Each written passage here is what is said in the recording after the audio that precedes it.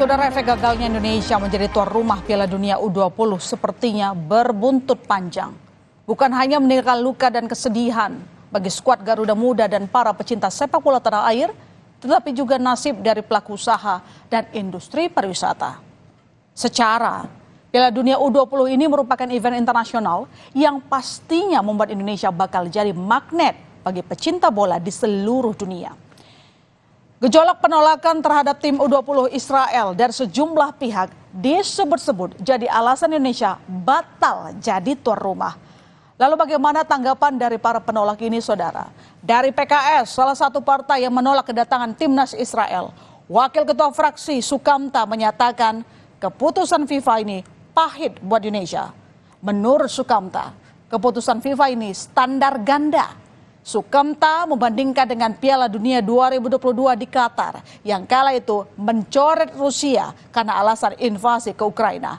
Juga menurut Sukamta, FIFA bisa mengambil keputusan tetap mengadakan Piala Dunia U20 di Indonesia dengan mencoret Israel. Lalu yang paling dicari-cari karena lantang menolak timnas Israel yakni Gubernur Bali, Iwayan Koster. Menanggapi batalnya Indonesia jadi tuan rumah, Iwayan Koster menyampaikan jika sikapnya menolak timnas Israel bertanding di Bali mendapat dukungan dari masyarakat Bali. Dalam keterangan tertulisnya, saudara, Koster berterima kasih pada warga Bali yang mendukung sikapnya sebagai gubernur. Tapi ternyata pernyataan Iwayan Koster ini berbanding terbalik. Warga Bali malah kecewa dengan sikap Iwayan Koster. Bahkan ada pula warga yang berharap Gubernur Bali Iwayan Koster meminta maaf atas batalnya Indonesia menjadi tuan rumah.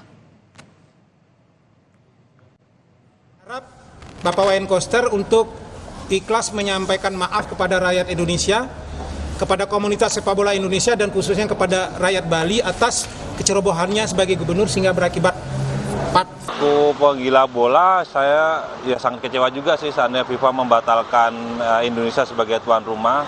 Apalagi urusan politik kan tidak bisa dicampur aduk dengan dengan olahraga ya. Ya itu dah karena mungkinnya semua yang mungkin dari luar negeri mau datang ke sini untuk nonton bola kan batal jadinya kan terus saya pengaruh juga untuk pariwisata untuk